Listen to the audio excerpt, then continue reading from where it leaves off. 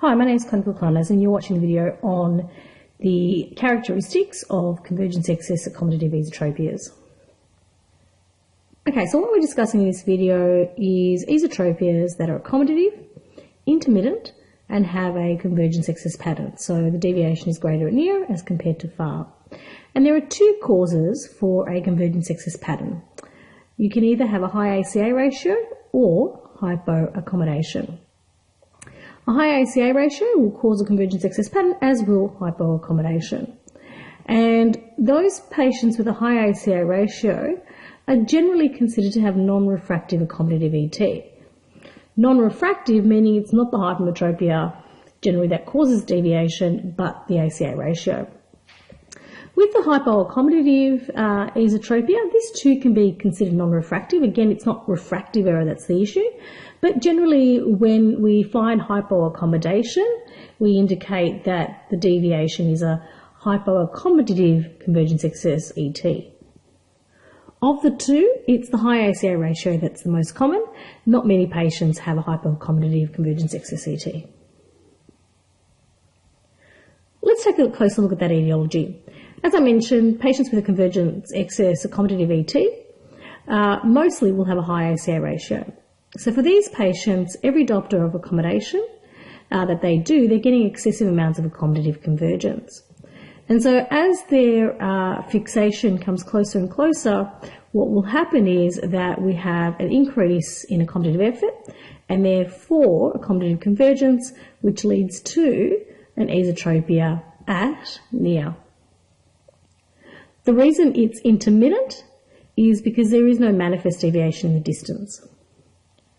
Okay, with hypoaccommodation, what we have is the patient has a remote near point of accommodation, which means that when the demand for accommodation increases, which is when you're doing close work, the patient will exert excessive amounts of accommodation to try and see clearly. This therefore leads to an increase in convergence and an esotropia near. As with the patients with a high ACA ratio, these patients here with hypoaccommodation will also have an esotropia near, but no manifest deviation at far. So if we have a look at an image here, what we find is the patient, when looking into the distance, is straight, and when looking at near has an esotropia. Now, for the convergence excess accommodative ET, so not the hypoaccommodative, but the patient with a high ACA ratio, the ACA ratio you'll find is generally quite high. It's often greater than an 8:1 ratio.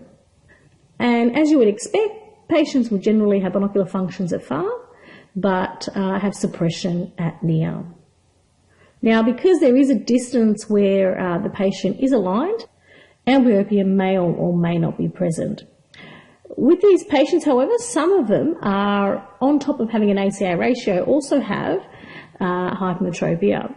And often without the glasses, there will be a constant deviation, where there is an esotropia both at near and far, but it's when you actually correct the refractive error that you then have the intermittency, so straight in distance and esotropia at near. In this instance, that child's obviously more likely to develop amblyopia because they were constantly suppressing without glasses or prior to the correction of their refractive error. And here I just wanted to highlight that with the hypoaccommodative convergence excess ET, the characteristics are almost exactly the same, except for two main differences.